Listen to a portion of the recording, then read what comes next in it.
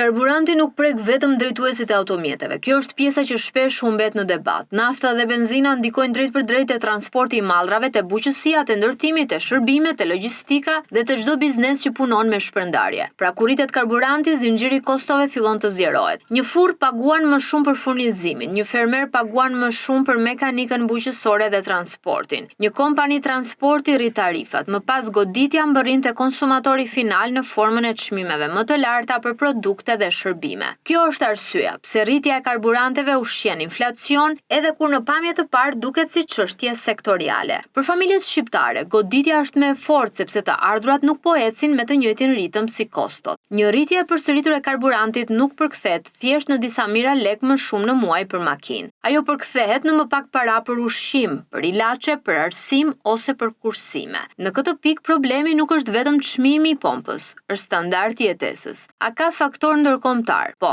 a mjaftojnë si shpjegim? Jo gjithmonë. Tregu global i energjisë ndikon drejt për drejt edhe Shqipërinë. Nëse prodhimi ulet, kërkesa rritet, rrugët tregtare destabilizohen ose vendet prodhuese kufizojnë ofertën, çmimet lëvizin. Po ashtu ndikon edhe kursi i dollarit, pasi karburantet tregtohen në këtë valutë. Kur dollari forcohet, importuesi paguan më shumë. Kjo pastaj reflektohet tek konsumatori, por është gabim të përdoret tregu ndërkombëtar si mburojë absolute për çdo çmim vendas, sepse Shqipëria ka specifikat e veta, nivel të lartë taksimi, fuqi të ulët blerëse, dyshime të vazhdueshme për konkurrencën dhe një histori të gjatë mosbesimit e tregjet e ndjeshme. Prandaj publiku nuk kërkon vetëm shpjegim, kërkon prova. Nëse operatorët dhe institucionet pretendojnë se çdo lëvizje është e justifikuar, atëherë duhet të ketë transparencë të tillë që qytetari të kuptojë qartë se ku po shkojnë parat. Përndryshe, çdo rritje lexohet si abuzim i mundshëm dhe çdo ulje e vonuar si konfirmim i dyshimeve.